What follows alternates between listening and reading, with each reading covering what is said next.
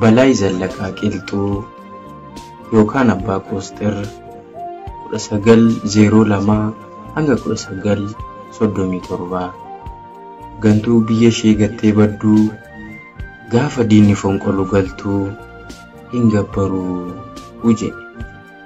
Balay Zallaqaa gooticha Oromootii akkuma qeen abbaa qabduu dhugaanis abbaa qabdii. Qabeenyaa fi albuuda qofa saamuu osoo hin taane seenaa fi sabummaas nama saamuutu ture. Seenaa fi sabummaan gooticha Balay Zallaqaa dhokatee ture. Sabummaa Balay kanaa sabni biroo ofitti maxxanfatee gootummaa isaa ibsuuf jecha የበላይ ዘር ነኝ jechaa ture.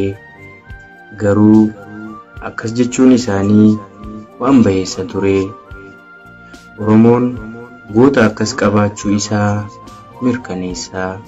Garagaltoo ta'ee gaafa ilaalamuu ragaa guddaa Oromootaaf ta'ee agarsiisa. Balay Zallaqaa abbaasaa obbo Zallaqaa Qilxuu Ayyoo Galgalii fi haadhasaa Aadde Xaayituu Allanaa irraa bara 1902 Goojjam Bichanaatti dhalate. Ilmi kan abbaa dhaalu yookaan kan abbaa caalu jedhama. Balay jecha kana dhugoomsuun abbaa irra caalee argame. Abbaan Balay obbo Zallaqaa Qilxuu goota roorroo fi xiiqii hin sarmine sillimii malee hirriba hin rafne ture. Bara bulchiinsa Liji Iyyaasuu loltuu Iyyaasuu ture. Haa ta'u malee Iyyaasuun waggoota muraasa qofaaf aangoo irra ture. Sanyii Oromoo waan ta'eef qofa shira xaxameen Haile Sillaaseef karaa gadhiise. Haile Sillaaseen Iyyaasuu irratti waan ka'eef abbaan Balay Zallaqaanis dubbiin kun nan hanqattu jedhee loltummaa Iyyaasuu irraa Iyyaasuun kufnaan gara Goojjam Bichanaatti godaane. Achittis ilma dhalfatan. Hundeen isaanii Booranaa. Dubbii kanas intala isaanii Aadde Malkaamnash Balay irraa mirkaneeffanneerra. Hundeen isaanii Boorana Walloo keessatti argamu. Damee Oromoo Tuulamaa karaa kaaba dharraa keessa jira. Abbaan Balay obbo Zallaqaa Qilxuu gootummaa ofii ilma kan dhaalchisee eessuma isaa ajjeesee ture. Haa ta'u malee oolee osoo hin bubbuliin harki harka baasee firri nama du'ee obbo Zallaqaa Qilxuu ajjeesee. Gootichi faashistii raasee Xaaliyaanii iddoo ejjennaa dhorkee Balayis dhiiga abbaasaa baasuuf manaa bahee namichi abbaasaa ajjeesee sanas ajjeesee bosona lixee.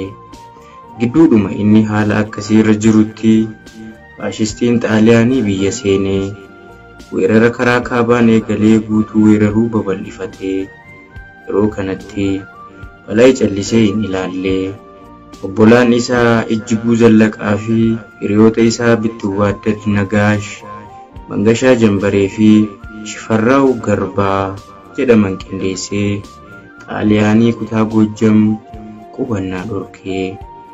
Balay Zallaqaa yookaan Abbaan Qoosxir sirna faashistii Xaaliyaanii bara 1928 haga 1933 mootii Hatsee Haile Sillaasee biyya ariitee biyya bulchite mormuun obboleessa isaanii Ijjiguu Zallaqaa fi jaala isaa Bittuwaaddad Nagaash gootota jedhaman waliin qabsaa'uun kutaa bulchiinsa Goojjam Barantaa, Bichannaa, Caqataa, Dabra Warq, Dajan, Daansaa, Dibsaa, Diimaa, Dalaantaa, Gonjee, Gubayyaa, Jaarsoo, Innaabsee, Lamacaan, Makanna Salaam, Iciq, Wasdaaf, Yaggee fi Malkaasummaa akka bilisoomsan himamaa. Sababa sanatti arbenya jagna balay zallaqa taa'u xoruu halaqa yoo jedhaniin jaala isaa goota shifarraa'u garbaatiin immoo የሽፈራው እናት አይዞሽ አታልቅሺ የልቡ ሰርተው ነው ልጅሽ አከ ጀደኒን ሴናቱ ሂማ ወራን ገሬ በላይ ፊ ወገና ጣሊያኒ ጀነራል ማሊን የሮደኑ ወልት በነመ ኬሰቲ ገሬ ለቸኑ ኬሳ ነሞቱ ሄዱቱ ዱሜ ፋሺስቲን ጣሊያኒ ጥያራ ፊ ሜሻሌ አመያ ጉጉዳ ፈየደማ ቱሬ lola bitootessaa haga eeblaatti 1930 taasifame irratti gareen Balaayi muraasni booji'amanii turan. Tooftaan riphee loluu Balaayi baay'ee cimaa ture. Tooftaa kanaan xaaliyaanotaa fi baandota yookaan basaastota isaanii boqonnaa dhowwaa ture. Dareewwan waraanaa garagaraa irratti xaaliyaanota mo'achuun gootummaa isaa mirkaneesseera. Tooftaa waraanaa gooticha Oromoo Balaayi Zallaqaa Qilxuu irra aanuu kan dadhaban xaaliyaanonni abdii kutatan. Xaaliyaanotni xiyyaara meeqa itti erganiis qabachuu hin dandeenye. Yeroo danuu Balaayi rukututti Balaayin dhumatu. Tooftaa jaarsummaanis Balaayi qabuu dadhaban. Mucayyoo isaa booji'anii Room geessaniis deebisanii Itoophiyaatti hidhanii Balaayin mucayyoon kee deebitee kottu ilaalii Gojjamiinis ni bulchita ottunuun araaramee jedhanii xalayaa barreessanii fi ture. Balaayis tooftaa isaanii itti baree tolee haa ta'u. Gojjamii fi intala koo argannaan maalan barbaada anas nama ergaatii na fudhaa jedhee deebisee fi xaaliyaanonni raayyaa xaaliyaanii keessaa ajajaawwan waraanaa kan ta'an ciccimoo lamaa fi nama turjumaana ta'ee afaan isaanii hiiku tokko itti ergan. Balaayis jaroota qabee fannisee xalayaas barreessee fi namoota ergitan lamaan sirriitti keessummeesseera.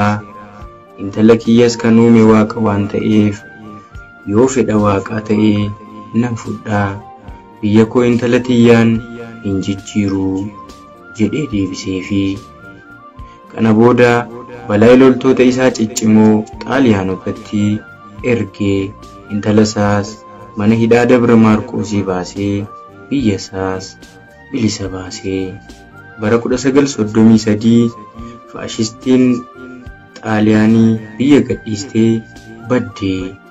Haile Sillaaseenis jalqaba kanneessee waggaa 5 Ingilizii magaalaa Baaziitti mana bitatee jiraachaa ture. Yeroo kana deebi'uuf dirqame. Loltoota Ingilizii muraasa qabatee gara dhiyaatiin deebi'ee. Balaayi Zallaqaa yeroo kana gurri isaa Goojjam qofaatti osoo hin taane biyya Itoophiyaa irra darbee galaanaan gamatti oduu guddaa ta'eera. Balaayis yeroo kanatti loltoota hedduu horatee jira. Waa'een ciminaa fi dandeettii isaa kun akkuma gurra Haile Sillaasee bu'een Haile Sillaaseetti shakkiin guddaan guutame. Yeroo Haile Sillaaseen deebi'u kana Balaayi loltoota 40,000 haga 45,000 ta'uu qaba ture. Haile Sillaaseen xaaliyaanii dheechee gaafa Itoophiyaan gootota akka Balaayi fa'iin bilisa baatu deebi'ee mootii gonfoo of godhuun labsii labsee. Abbaan biyyaa biyyarraa dheechee gaafa biyyi bilisa baatu aangoof deebi'ee. Goototuma diina ari'an san ammoo bulchaa Simagan. Labsiin isaas nugusni bade deebi'ee aangoo gatee badetti deebi'ee kan jedhu ture. Akka deebi'eenis namoota hedduuf aangoo guddaa kennee Balaayi aangoo xiqqoo kennee. Kana malees Balaayi Zallaqaa goota faashistii barbadeesse ta'uu waan beekuuf of shakkee akka dhaqee isa gabbaruu ajajee.